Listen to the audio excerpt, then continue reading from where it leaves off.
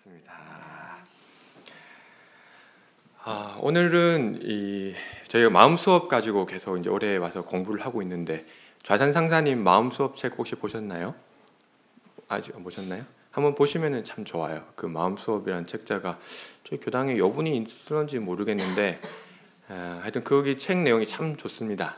그 마음 수업의 내용을 보면은 그 마음이란 무엇인가 한 그 내용들이 이렇게 쫙 나와 있는데 우리 교도님들 그래도 좀 많이 좀 보셔서 이제 좀 많이 잡혀 있으시죠. 그래도 그 구식에 대해서 구식, 팔식, 칠식 이렇게 우리들 마음의 어떤 구조 이런 것들 쭉 공부해 오고 있는데 오늘은 이제 이제 마음의 내용들을 이제 좀 마무리하는 이제 그 다음부터는 이제 그 수행의 이제 과정에 대해서 이제 공부를 할 생각이고요. 이 책 내용을 보니까 그렇게 되어 있어요. 그래서 이제 오늘 그 마무리한 내용으로 이 번뇌와 보리라는 주제로 함께 공부를 해보려고 합니다. 우리들 마음을 살펴보면 참 여러 가지 마음들이 일어나고 또 사라지는 것을 볼 수 있죠. 마음으로 짓는 이 세계가 정말로 참으로 묘하고 정말 무궁무진하다고 할 수 있습니다. 그런데 이렇게 이 마음으로 모든 것을 만들어내는 가운데 이 마음의 내용을 크게 이 두 가지로 나누어 보자면은 정말 많지만은 그것을 두 가지로 크게 나눠서 보자고 한다면은 하나는 이 긍정적인 마음군이라고 할 수 있는 이 보리라고 할 수가 있고 또 하나는 이 부정적인 마음군이라고 할 수 있는 번뇌라고 할 수 있겠습니다. 그래서 우리의 마음을 보면은 이렇게 보리와 번뇌로 이렇게 들어가 있죠. 이 긍정적인 마음군이라 할 수 있는 이 보리를 많이 함장하고 길러내면 부처가 되는 것이고 이 반대로 부정적인 마음군이라고 할 수 있는 이 번뇌를 쌓아간다면은 그 마음에는 괴로움이 닿을 날이 없을 것입니다. 보리를 이 또 다른 표현으로는 이 법이라고도 하고요. 또는 도심이라고 한다면은 번뇌는 마군, 우리 마라고 그러죠. 마. 기독교에서는 사탄 이렇게 얘기를 하는데 이 마라고 하고 또는 이제 인심이라고 하겠습니다. 번뇌라고 하면 무엇이 떠오릅니까? 번뇌라고 하면 일단 어떤 게 생각이 나세요? 번뇌. 발음 잘못하면 이게 벌레 이렇게 생각할 텐데 마음이 정말 벌레, 마음벌레. 번뇌가 무엇인가? 번뇌하면 떠오르는 단어. 복잡함. 고뇌. 선자한테 번뇌가 하면 무엇이 생각냐 하니까 또 고민 이런 얘기를 하더라고요. 고민. 참 고민. 근데 그 고민하고 번뇌가 이제 같은 걸까요? 어떤 생각이 드세요? 고민과 번뇌. 좀 틀릴 것 같아요? 저도 처음에 조금 약간 좀 틀릴 것 같다는 생각도 좀 들었어요. 그런데 이 번뇌라는 것이 괴로울 번자에 괴로울 뇌자군요. 괴로움이 두 개가 있는 거예요. 특히 그 번자에는 보면 이쪽에 불화자도 들어가 있죠. 이게 막 그래서 이렇게 정말 이렇게 막 괴롭게 마음을 정말 이렇게 괴롭게 하는 그런 상태. 마음속으로 괴로워하면서 그 속을 태우는 그것을 번뇌라고 이제 해요. 근데 사전적 의미를 제가 여기서 찾아봤어요. 찾아보니까 고민도 그렇게 돼 있어요. 사실 보니까 고민이라는 것도 사전적 의미로는 마음속으로 괴로워하며 속을 태우는 것 이렇게 되어 있더라고요. 그러니까 진짜 같은 뜻이긴 해요. 사전적 의미로는 그러긴 한데 우리가 좀 약간 다르게 느끼는 것이 아무래도 이 고민이라고 할 때는 좀 가벼운 의미로도 좀 종종 쓰이기도 하죠. 예를 들어서 오늘 무엇을 먹을지 고민이다라든지, 그죠? 아니면은 뭐 무슨 영화를 볼까 고민이다 이렇게 할 때 고민이라는 얘기를 하잖아요. 근데 사실 이런 맥락에서 이런 고민은 마음을 아직 좀 결정하지 못했다 이런 정도지 무엇을 먹을지 괴로워 마음이 막 이런 건 아니잖아요. 그죠? 그러니까 그것은 좀 이렇게 우리가 이제 행복한 고민이다 이런 얘기도 해요. 그러니까 이 고민이라는 단어는 조금 그렇게 좀 가볍게 일상적으로 쓰이는 때도 있는 것 같아요. 그렇긴 한데 이 고민이 또 어떤 경우에는 진짜 그런 번뇌라는 것으로 이렇게 되어지기도 하거든요. 그렇다고 이제 뭐 번뇌는 우리가 또 그렇게 좀 쉽게 쓰는 단어는 아니죠. 번뇌라고 할 때는 좀 점심을 아직 결정을 못해서 마음의 번뇌가 끝이 없습니다. 이러지는 않잖아요. 그죠? 자, 그렇다면 이 무엇으로 인해서 이 고민과 번뇌의 이 차이가 생기는 것일까요? 어떠한 고민은 번뇌가 되고 또 어떠한 고민은 번뇌가 아닌가? 한번 생각해 보시기 바랍니다. 이제 좀 그에 대한 답은 또 좀 이따가 이제 한 것으로 하고요. 어쨌거나 우리가 이렇게 살아가는 가운데서 이렇게 우리의 마음을 괴롭게 하는 그 번뇌는 정말 그 종류가 한이 없죠. 수없이 많은데 그 셀 수 없는 많은 번뇌들 다 일컬어서 불교에서 뭐라고 그러죠? 이 번뇌를 숫자와 함께 108번뇌, 108번뇌다 그러죠. 예. 정말 그 숫자는 사실 그 108가지로 그 108가지보다 더 많을 거예요. 정말 그 번뇌는 그 끝도 없이 많은데 이것을 왜 이제 108가지라고 하느냐? 이제 뭐 아신 분은 아시겠지만은 거기도 보면 몇 가지 설이 있어요. 몇 가지 설이 있는데 그 중에서 좀 이제 쉬운 거, 특히 이제 기억하기 쉬운 거, 그리고 굉장히 좀 이렇게 메이크 센스하는 그것을 하나 알려드리자면은 우리가 육근이 있잖아요. 육근.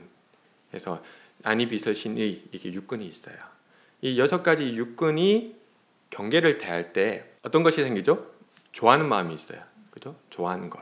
좋아하는 것이 있는가 하면은 싫어하는 것도 있죠. 그런가 하면은 좋지도 싫지도 않은 그냥 평범한 그런 것이 있어요. 경계를 대할 때 이 3가지 마음이 나와요. 그래서 6 곱하기 3 하면 18이 나오죠. 6, 3, 18. 18가지의 경우의 수가 생기는 거예요. 눈으로 볼 때 좋아하는 것이 있고 싫어하는 것이 있고 그냥 보통인 것이 있고 그죠? 이런 것인데. 근데 그것에서 다시 곱하기 2를 해주는데 그것은 탐욕이 끌리는 것 경우가 있고 탐욕에 끌리지 않는 경우가 있어요. 그냥 좋아하긴 하더라도 그냥 좋아하는 것이 있고 굉장히 이렇게 막 탐심으로 그런 것들이 생기는 경우가 있거든요.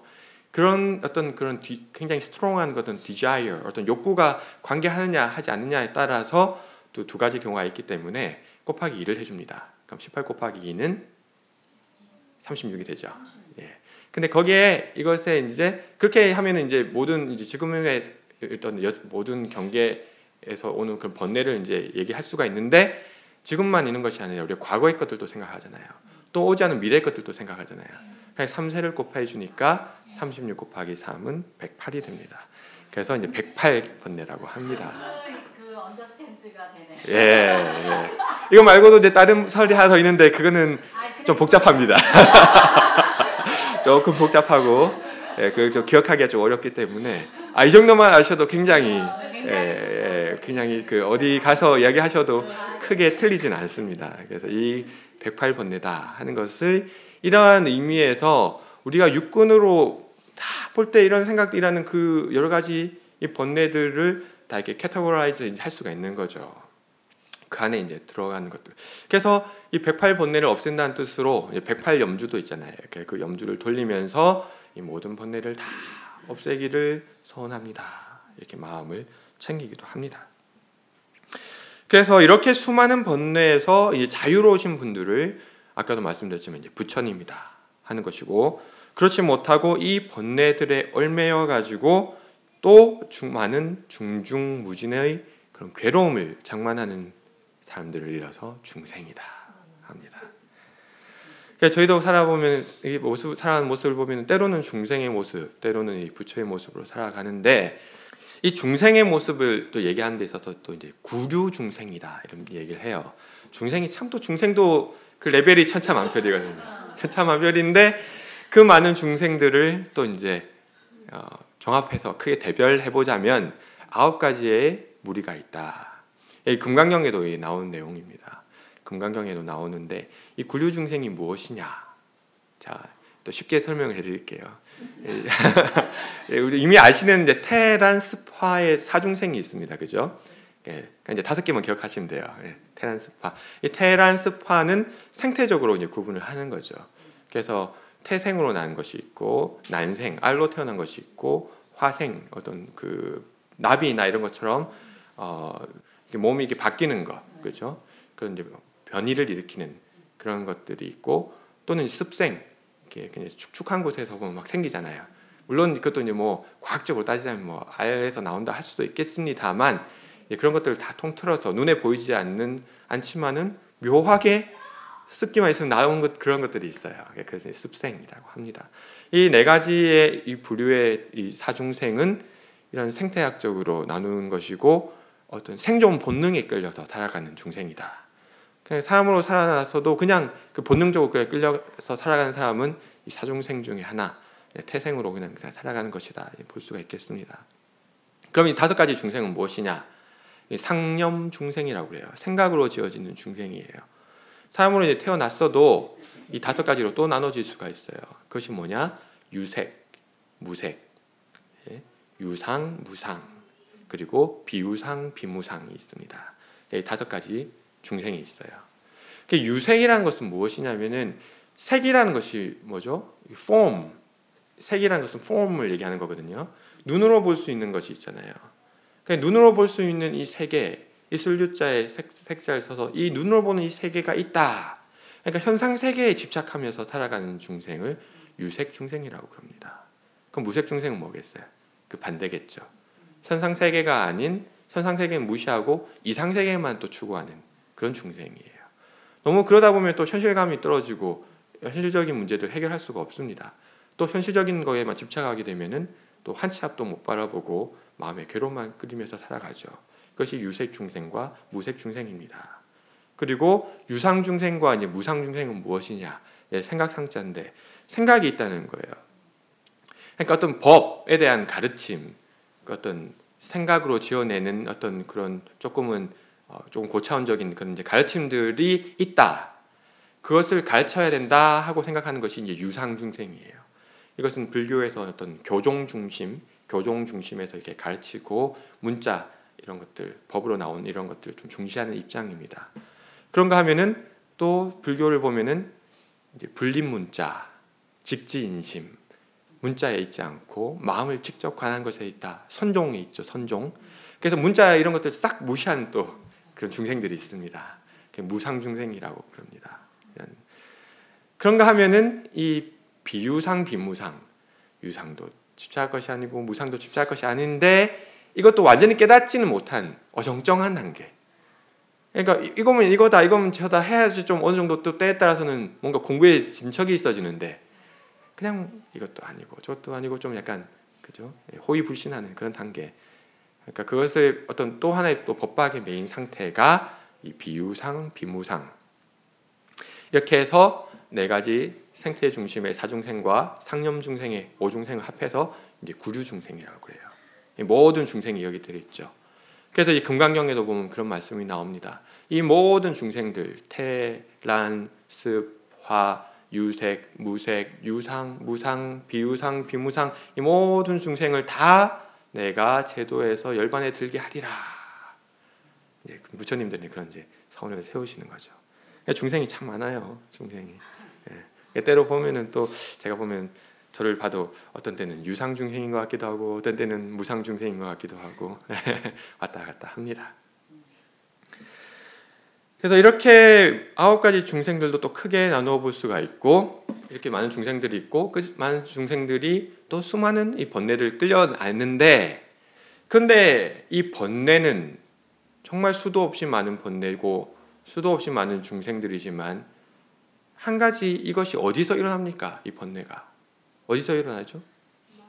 마음에서 일어납니다. 마음 중에서도 어디에서 일어납니까? 우리 공부를 했으니까 또 공부하신 교도님들 9식, 8식, 7식, 6식 중에서 어디서 일어납니까? 복이 4가지가 있습니다. 네. 어디서 일어날까요? 이 번뇌가 어디서 일어납니까? 한 찍어 보십시오. 그 복습하는 차원에서. 네. 자, 9식은 뭐죠? 9식은 우리 성품 자리라고 했습니다. 성품은 선도 없고 악도 없는 자리라고 그랬죠. 그렇죠? 거기서 일어나겠습니까? 그건 아니죠. 자, 8식은 뭐라고 그랬습니까? 정신이라고 그랬습니다. 아레아시라고 그랬죠. 우리 모든 업으로 지은 이런 것들이 다 저장이 되어지는 곳이라고 그랬습니다. 근데 그것이 생각을 한다고 했습니까? 아니요. 그 분별하고 하는 것은 아니라고 했습니다. 그건 저장하는 의식입니다. 그것은 정신 바탕이 되는 그 자리이기 때문에 8식도 아닙니다. 그럼 6식은 무엇이냐? 6식은 채널을 해주는 거라고 했죠. 모든 어떤 이 감각기관을 통해서 전오시고 들어온 그 정보를 전달해주는 그 통로 역할을 해준다고 했습니다. 자, 그러면 칠식입니다. 예.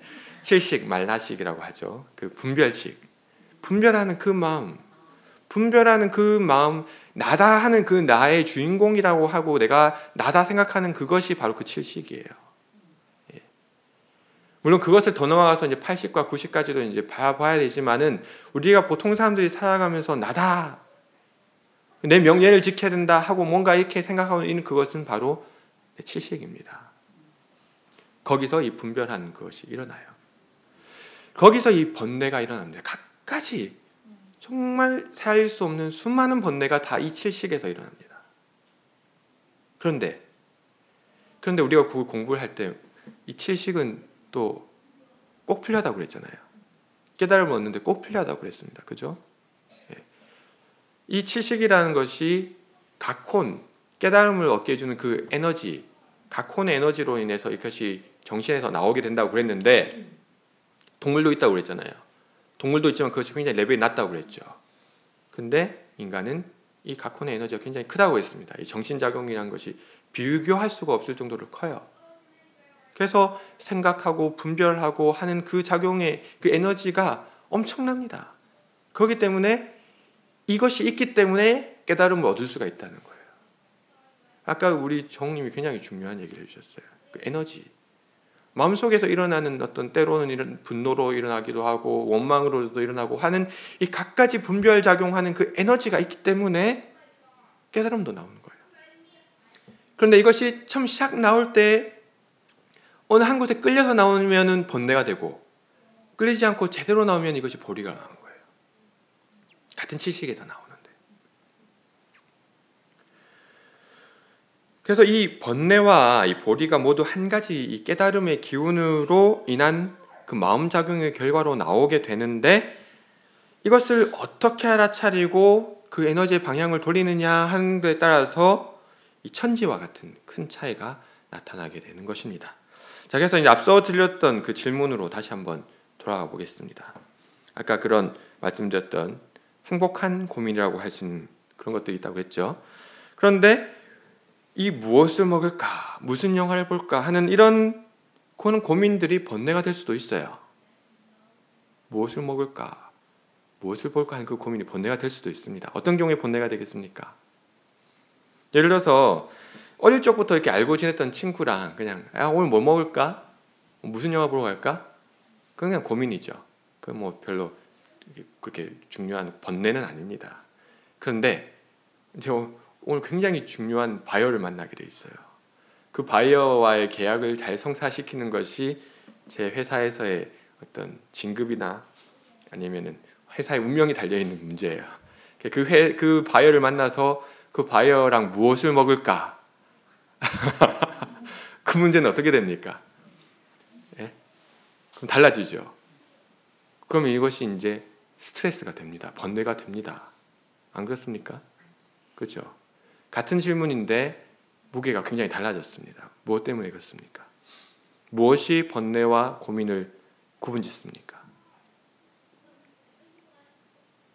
그냥 마음에서 이제 그 일어날 때에 또는 이제 이런 질문들도 있지만 이제 또 일반적으로 이런 경우도 있어요. 도를 깨달아야 되겠다. 어떤 견성을 해야 되겠다. 이런 거 참 바람직한 그런 내용이지 않습니까? 근데 이런 것도 이제 이렇게 과하게 되면 이것도 번뇌가 될 수가 있습니다. 보통은 이런 고민을 그렇게까지 깊이는 안 하죠. 예.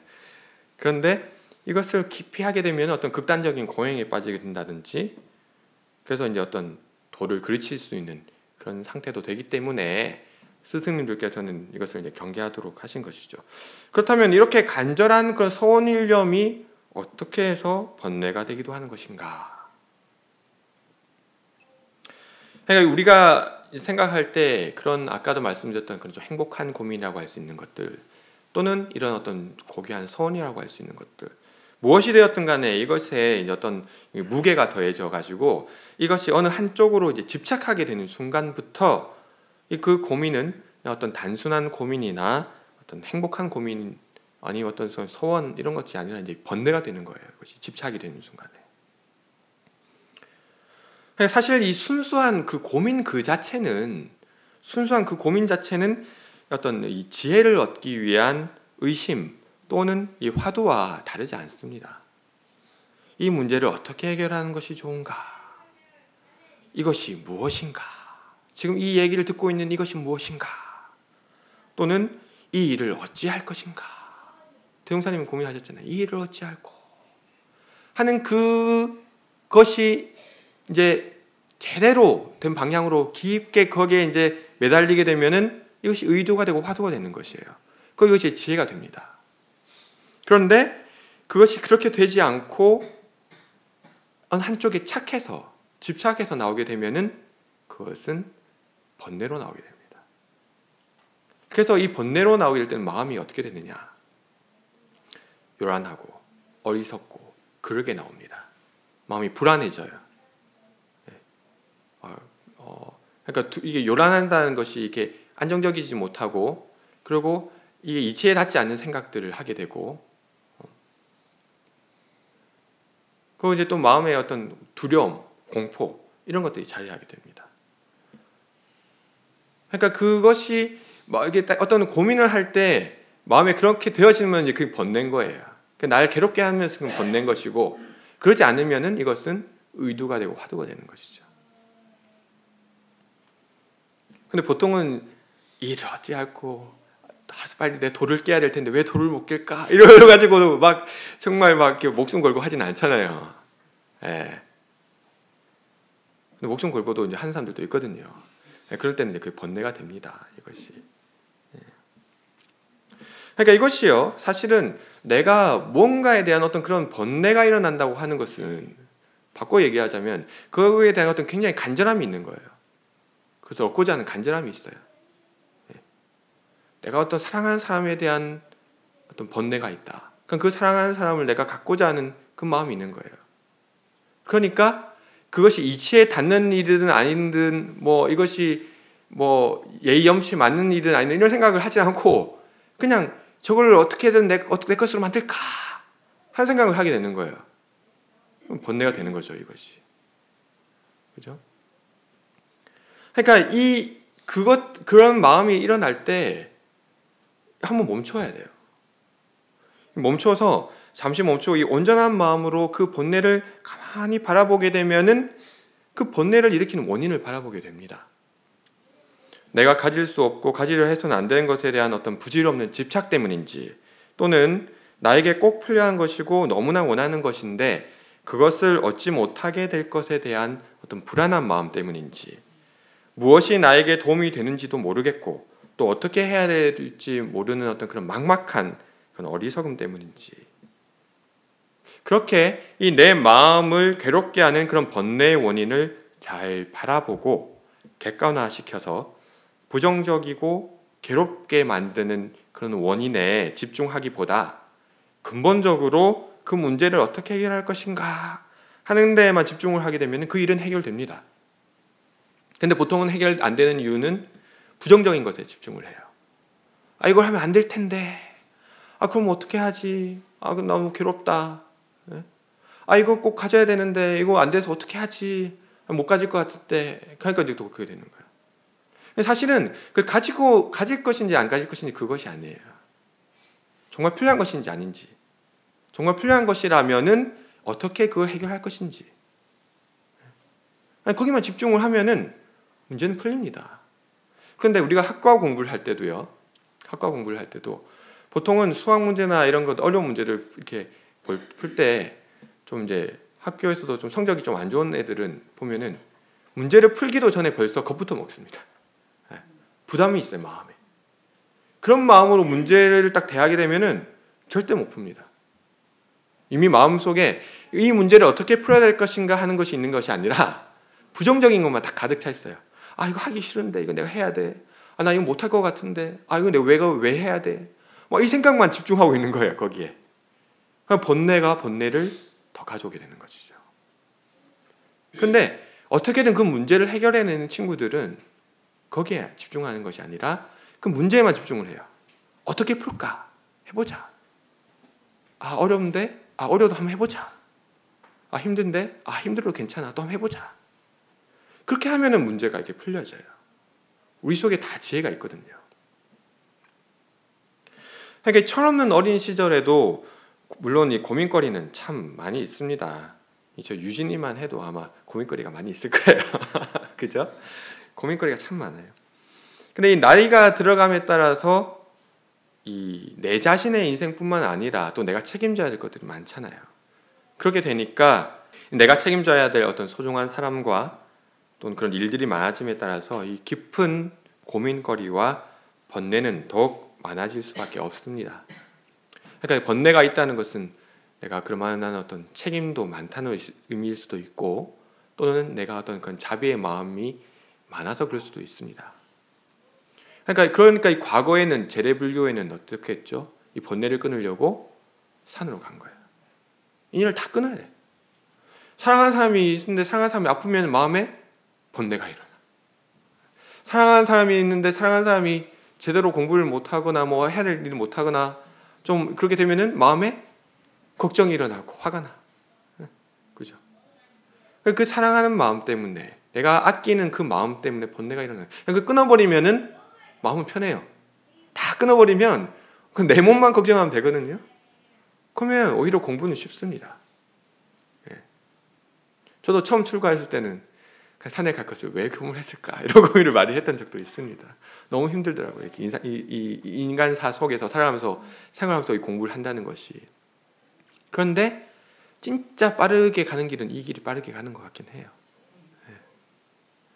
왜냐하면 그렇게 피경하는 것이 내가 힘이 없을 때는 그렇게 좀 번뇌도 좀 끊어도 보고 한 것도 필요는 하지만 그렇게 해가지고는 완전히 마음이 크기는 힘들거든요. 다시 돌아와야 됩니다. 예전에 대산종사님께서 이제 산에 오르니까 시자가 산 정상에 올라와서 야 여기가 바로 그 열의 심경이 아닌가 합니다. 이러니까 상사님 대산종사님께서 웃으시면서 여기가 아니다 그러시는 거예요. 그럼 열의 자리는 어딥니까? 그러니까 저 밑에 올라왔던 그 자리다 그러시는 거예요. 그 자리로 돌아가야 돼. 그 자리로 열애는. 그러니까 우리가 이제 목적을 하는 그 대각 열애로 가기 위해서는 어쩔 수 없습니다. 힘들어도 그 번뇌를 안고 가야 됩니다. 근데 그 번뇌가 나쁜 것이냐? 좋은 것도 아니고 나쁜 것도 아니에요. 근데 이것이 그 마음수업에 우리 상사님께서 이 번뇌라고 할 수 있는 이 마군의 속성에 대해서 이제 8가지로 이렇게 쭉 얘기를 해주셨는데 그 중에 두 번째가 굉장히 마음에 많이 와닿았어요. 이 마군이라는 것은요. 마군이라는 것은 내가 그 마군을 정복하게 되면은 마군은 아군이 됩니다. 그런데 마군에 지면은 그 적군이 돼요. 그러니까 이 마군이 많으면 많을수록 내 편을 만들 수가 있는 거예요. 더 힘을 많이 키울 수가 있다는 겁니다. 사실 살아가면서 어린 애들 고3이나 고등학생들 이런 애들이 아무 고민 없고 그냥 편하게 살아가는 것도 사실은 좀 아니죠, 그죠? 뭔가 어떤 인생에 대한 좀 뭔가 이제 앞으로 어떻게 할까, 대학은 어떻게 할까, 진로에 대한 고민도 좀 있어야 되고 그러잖아요. 아니 한 가정의 가장도 그래요. 아무 고민 없이 그냥 직장도 잘렸는데 당장 뭐 낼 돈도 없는데 그냥 아무 고민 없다 생각해 보세요. 그러면 옆에 사람이 어떻게 되겠습니까? 네, 정말 미치는 거예요. 이게 그냥 고민은 하긴 해야 됩니다. 고민은 하긴 해야 되는데 그러니까 내가 어떤 책임을 맡고 있느냐에 따라서 그러니까 고민이 있고 없고가 중요한 게 아닌 거예요. 다만 이 고민을 잘못된 방향으로 가서 내가 이것이 어떤 행복한 고민으로 하고 있는 것이 아니라 번뇌로 만들어서 내 집착을 키우고 어리석음을 키우고 그런 요람에 끌려가고 있느냐 아니냐, 그것이 중요한 것이죠. 그러니까 저도 이 교당을 이제 이게 주임교무라는 그것을 맡고 나니까, 이 책임을 맡고 나니까 굉장히 다르더라고요. 문타님이 전에도 그 편찮으셔가지고 한국에 들어가셨던 적이 있잖아요. 그때도 제가 한 10개월 가량 있었는데 그때는 저는 보좌교무였거든요. 근데 그때 그 경험이 있었으니까 문타님께서 들어가시면서 너 할 수 있겠냐 그러셔서 아유 뭐 그때도 했는데 하죠 뭐 이런 생각이 있었어요 사실 마음속으로는. 근데 막상 주임교무 이렇게 딱 되고 나니까 그 무게가 엄청나더라고요 이것이. 그 전까지 이 문타원님의 그런 방패가 다 있어 주셨으니까 난 책임감 없었던 거예요 사실은. 그냥 뭐 어차피 난 내일 하면 그냥 그만이고 결국 문타원님이 책임을 다 가져간 것이고 그러니까 고민이 별로 없었어요. 근데 이 주임교무 하고 나니까 이 고민이 엄청나게 많아지는 거예요 이것이. 그러니까 얼마나 많겠어요. 이 교당 운영을 해야 되는 데 있어서 경제적인 것도 신경을 써야 되고 우리 교도님들 어떻게 좀 더 이렇게 훈련을 하게 해드릴까, 어떻게 좀 더 이 설교를 잘 할까 이런 준비하는 것들이 다 고민이지 않겠습니까? 그럼 고민을 하고 살아야 되지 않겠어요? 주임교무가 그런 고민 없이 살아가면 되겠습니까? 그런데 저는 그래도 많은 경우에 이것을 번뇌로 받아들이지는 않는 것 같습니다. 힘들 때가 있어요. 힘들 때가 참 많습니다. 특히나 이번처럼 이렇게 몸이 아프고 이럴 때는 보니까 참 이 평소에 그래도 이렇게 좀 마음의 힘을 안 키워뒀으면 어땠을까 싶을 정도로 마음과 기운이 막 다운이 되더라고요. 근데 그런 때 가만히 바라보는 거예요. 가만히 바라보면서 마음이 일어나는 것을 가만히 관찰하면 얼마나 이게 묘하고 재밌는지 몰라요. 그런 고민이 있을 때 그냥 고민을 그대로 받아들입니다. 아 이것을 어떻게 해야 될까? 근데 하다 보면은 마음에서 원망이 탁 일어날 때가 있어요. 이걸 왜 내가 해야 돼? 그러면은 원망심이 일어나는구나 하고 알아차리고 돌립니다. 좌선으로 돌리고 또는 이 어떤 경제적인 문제로 고민을 하고 있다 보면은 또 막 불안한 마음이 탁 일어납니다. 어떻게 다음 달에는 어떻게 될까? 막 그런 불안한 마음이 탁 일어나요. 그 내 힘으로 어떻게 할 수 있는 부분이 아니잖아요. 그땐 기도를 합니다. 법신무사님께 기도를 해요. 법신무사님 도와주십시오. 제가 정말 순이란 공심으로 살아가도록 노력하겠습니다. 정말 크신 은혜로 홀려마해 주십시오. 이렇게 딱 맡기면은 그 법신무사님의 정말 무한한 은혜가 있어요. 내 힘으로만 살아가는 것이 아니에요. 그러니까 우리가 이 살아가면서 이 신앙과 이 수행의 힘으로써 이 마음에 일어나는 이 고민의 이 번뇌의 그 근원을 잘 돌아서 돌리면 번뇌가 큰 만큼 지혜도 커지고 마음의 자비의 마음도 커지고 기쁨과 은혜도 더 많이 샘솟아나는 것을 느끼며 살아갑니다. 지금 나는 어떠한 번뇌를 갖고 살아가는가 오히려 한번 돌아볼 필요가 있을 것 같습니다. 아무런 고민이 없다면 혹여 순경에 빠져서 흔적도 없이 녹아나고 있는 것은 아닌지 더욱 깊이 살펴봐야 합니다. 아니 내 스스로 아직 부처를 못 이룬 것은 확실하잖아요. 그죠? 제가 이 부처님과 같은 대종사님과 같은 그런 인격을 이루지 못했고 대강요래에 아직 오르지 못한 것은 분명한데 그런 내가 어떻게 저 불지에 오를 것인가 하는 그런 고민 없이 살아간다면 되겠습니까? 그래서 나는 지금 어떠한 고민으로 살아가고 있는가? 혹시 나는 내 마음에 번뇌가 있는가 없는가? 오히려 번뇌가 있을 때는 편해요. 그 번뇌만 해결하면 되니까. 그죠? 근데 때로 그 번뇌가 없고 고민이 없을 때는 더 걱정이 됩니다. 이 순경이 더 무섭거든요. 순경은 흔적도 없이 다 녹여버린다고 그래요. 뼈도 못 찬다고 그래요. 이건 이제 설산과 화산의 비유로 해서 하시는데 순경은 화산과 같다. 화산에 용암에 빠지면 뼈도 못 추린다. 설산에서 얼어 죽으면 형체라도 남죠. 그러니까 설산은 이제 역경에 비교해 주시고 이제 화산은 순경에 비유해 주시는데 순경이 정말 무섭습니다. 순경이 살아면서. 그래서 그런 고민을 정말 끊임없이 하고 살아가고 있는가? 어떤 부처가 되지 못한 중생으로서 스스로 마음에 그러한 어떤 고민과 분발심도 없다면 좀 또 곤란하지 않겠는가 하는 그 생각을 또 해보면서 우리가 이 번뇌를 정말 두려워하지 말고 신앙과 수행의 힘으로 이를 정말 잘 돌려서 대원정각을 이뤄내는 그런 어떤 깨달음의 에너지로 잘 승화시킬 수 있는 그런 우리 교도님들 되시길 간절히 빌면서 오늘 설교 마치도록 하겠습니다. 감사합니다.